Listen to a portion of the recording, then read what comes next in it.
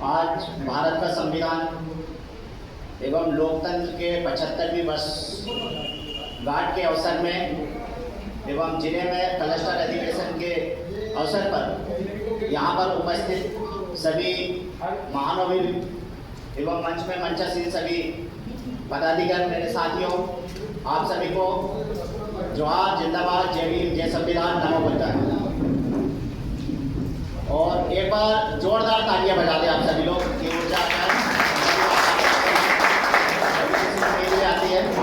और मेरा तालियां बजाने का उद्देश्य, हमारे भी डॉक्टर साहब बैठे हैं और मैंने रैली में जो सुबह देखा, एक नन्ही सी बच्ची जो ध्वज को लेकर हमारे साथ रैलियों में सम्मिलित हुई थी, उस बच्ची के लिए जोरदार तालियां बजवाएंगे एक बार और बजा दीजिए। और सबसे पहले मैं आप लोगों को भी ये कहना चाहता हूँ कि जैसे वो बच्ची हमारे इस क्लस्टर अधिवेशन में सम्मिलित हुई है, वो एक हमारी आने वाली पीढ़ी की नींव है, लेकिन हम ऐसी नींव को ना मजबूत करते हुए और हम छत डालने का काम कर रहे हैं तो निश्चित तौर पर वो छत तो गिरेगा। जो हमें इस अधिवेशन को, मेरा खुद का एक विश्लेषण है, मेरा खुद का इंटरप्रिटेशन है कि इस अधिवेशन को मैं एक यूनिवर्सिटी के रूप में देख रहा हूँ।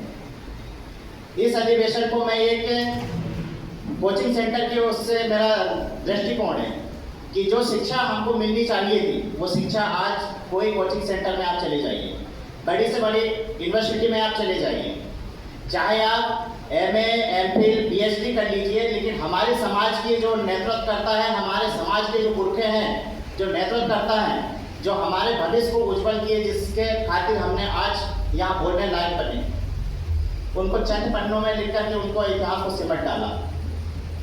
तो आज हम लोग पढ़े लिख करके शैक्षणिक रूप में अपना बौद्धिक परिपक्व करके और आज हम लोग बुक लिखने का काम कर रहे हैं, हमारे समुदाय को जागरूक करने का काम कर रहे हैं, हमारे मूल निवासियों को जागरूक करने का काम कर रहे हैं। तो ये निश्चित तौर पे क्या है, एक यूनिवर्सिटी है। बागड़े मैडम और भी सम्मानीय हमारे डॉक्टर साहब को देख के एक चंद पंक्ति की याद आ गई मुझे, जो चिकित्सक बैठे थे, पशु चिकित्सक। उन्होंने कहा था कि मुझे सिर्फ 6 महीना हुए आएंगे कि मैं इसमें आया, 4 महीने हुए बोले, है ना मैडम, 4 मंथ हुए बोले। तो मैं उसमें एक शायरी बोलना चाहता हूँ कि हे मूल निवासियों, कब तक छुपे रहोगे तुम इन मनुवादियों के, इन षड्यंत्रकारियों के, इन कुरीतियों के आड़ में। एक दिन तो आपको आना पड़ेगा मूल निवासियों की व्यवस्था में, मूल निवासियों के व्यवहार में। तो बहुत सारी चीजें हैं कि ये जो शिक्षा हमें यहाँ पे मिल रही है, वो शिक्षा आपको ज्ञात होगा 2 फरवरी 1835 को ब्रिटिश पार्लियामेंट में लॉर्ड मैकाले ने कहा था कि मैंने भारत के उत्तर, दक्षिण, पूर्व, पश्चिम, मैंने चारों ओर घुमा, भ्रमण किया, लेकिन मुझे भारत में कहीं पर भी कोई भिखारी, कोई चोर, कोई लुच्चा, कोई लफंगा मैंने नहीं देखा। यहाँ इतने नैतिकवान, इतने योग्यवान लोग हैं कि भारत देश को गुलाम बनाना इतना आसान नहीं है। हम जब तक इनको गुलाम नहीं बना सकते तब तक, जब तक कि इनकी शिक्षा प्रणाली को हम बदल न दें, इनकी सामाजिक शिक्षा प्रणाली को हम बदल न दें। मेरा कहने का तात्पर्य सीधा सीधा यह है कि जो मनुवादियों की जो व्यवस्थाएं हैं, मनुवादियों ने जिस तरह से हमारे ऊपर व्यवस्थाओं को थोपे हैं, जो आज लोग, आप सभी को मालूम है, ताली और थाली हम लोग बजा रहे हैं, ये मनुवादियों की देन है। तो ये शिक्षा प्रणाली हमें मिली है, इस शिक्षा प्रणाली से हमको पृथक होना पड़ेगा, इससे दूर होना पड़ेगा। और जो सामाजिक शिक्षा जो हमें मिलनी चाहिए, जो सामाजिक शिक्षा हमें हमारे समुदाय को देना चाहिए, वो चीज़ हमको देने की आवश्यकता है। क्रांति तो कल से चल जाएगी। अगर हम हमारे पुरखों का इतिहास को समझ गए, जान गए, तो क्रांति कल से चल जाएगी। क्रांति करना कोई बड़ी बात नहीं है। सबसे बड़ी बात है कि हम लोग हमारे पूर्वजों का इतिहास को समझें, जानें और हमारे समुदाय को समझाएं, तब तक क्रांति होना संभव नहीं है। जैसे कि यहाँ ब्राह्मणवादियों की व्यवस्थाओं की हमने बात किया, कॉन्स्टिट्यूशन, संविधान की हमने बात किया, इसी DPSP, directive state principle state policy, उसके अनुच्छेद 28 में कहा गया है कि सामाजिक, आर्थिक और राजनीतिक को परिपक्व बनाना है, उसको सशक्त बनाना है। इसके लिए स्टेट गवर्नमेंट वचनबद्ध है, उसकी फंडामेंटल ड्यूटी है, उसका कर्तव्य है, उसका मौलिक कर्तव्य है।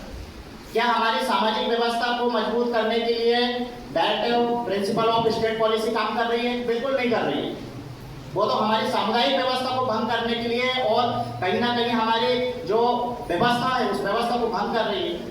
और वो बंद इसीलिए कर रहे हैं क्योंकि हम कॉन्स्टिट्यूशन के प्रति अवेयरनेस नहीं है। संविधान की डेफिनेशन हमारे लोगों को नहीं पता है, क्योंकि वो ग्रेजुएट हो गया, पोस्ट ग्रेजुएट हो गया है, लेकिन उसको संविधान की डेफिनेशन नहीं पता वो किस काम का एजुकेशन, किस काम की शिक्षा।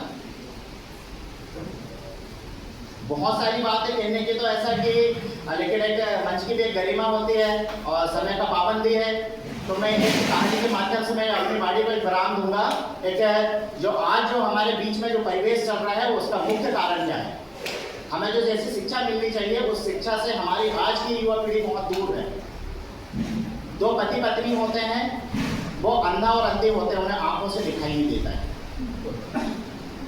तो जब भी वो एक पत्नी है, वो जब खाना बनाती है, रोटी बनाती है, तो वो रोटी बना के चूल्हा के पीछे रख देती है रोटी बना के। लेकिन जब बिल्ली आती है और बिल्ली वो रोटी को उठा के भाग जाती है। तो उन्होंने विचार किया दोनों पति पत्नी ने कि यार हम जो रोटी बनाते हैं वो रोटी कौन चुराता है और रोटी कहाँ चली जाती है। तो पड़ोसी के माध्यम से उन्हें पता चला कि आप जो रोटी बनाते हैं वो एक बिल्ली आती है वो दरवाजे से और वो रोटी लेके चली जाती है। तो उन्होंने दिमाग लगाया कि ठीक है, जब रोटी बनाती है उनकी पत्नी तो वो उनका पति जो है लकड़ी लेके दरवाजे में बैठ जाता है। जब तक रोटी बनती है तब तक वो लकड़ी पटकते रहता है दरवाजे में, इसलिए कि ताकि बिल्ली ना आए और रोटी लेकर के ना जाए।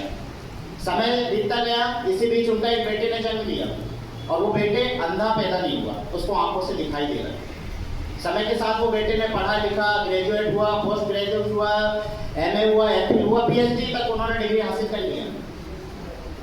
लेकिन इस परिवेश में उसने देखा कि जब भी मेरी माँ खाना बनाती है तो मेरे पिताजी लकड़ी पटकते हैं दरवाजे में, ये देखता है। समय के साथ वो जीवन के साथ साथ उन्होंने उन माँ बाप ने उस बेटे की शादी की। जब उनके लिए बहू लेकर आए तो वो बहू भी स्वाभाविक सी बात है, बेटा देखने वाला तो उनके लिए अंधी नहीं मानी थी, उनके लिए भी देखने मानी। वो भी पढ़े लिखे बढ़िया पोस्ट ग्रेजुएट। जब उनकी बारी आई, जब उसी बहू की बारी आई खाना बनाने की, तो ये विडंबना देखिए कि जैसे ही उसकी पत्नी खाना बनाने बैठी तो वही पोस्ट ग्रेजुएट लड़का, वही पीएचडी धारी, वो लकड़ी पटकने बैठ गया दरवाजा। अब ये गलती किसकी है यहाँ पे? हमारे माँ बाप की गलती नहीं है। हमारे माँ बाप ने जिस परिवेश में हमको पढ़ाया लिखाया कि सही को सही, गलत को गलत बोलो बेटा। आपके आप ऊपर शोषण अत्याचार हो रहा है तो उसका विरोध करो आप, चाहे समाज नीति हो चाहे धर्म नीति हो, गलत का गलत विरोध करना जरूरी है। उसकी गलती सिर्फ ये रही कि उसने ये नहीं पूछा कि पिताजी जब भी माँ खाना बनाती तो आप लकड़ी क्यों पटकते, तब उसको वास्तविकता पता होती। तो यही हमारे समुदाय की जो शिक्षा है, वो शिक्षा से हम लोग आज के युवा पीढ़ी वंचित है, इसलिए दादा की ठोकरें खा रहे हैं। बस इतना कहकर मैं अपनी वाणी को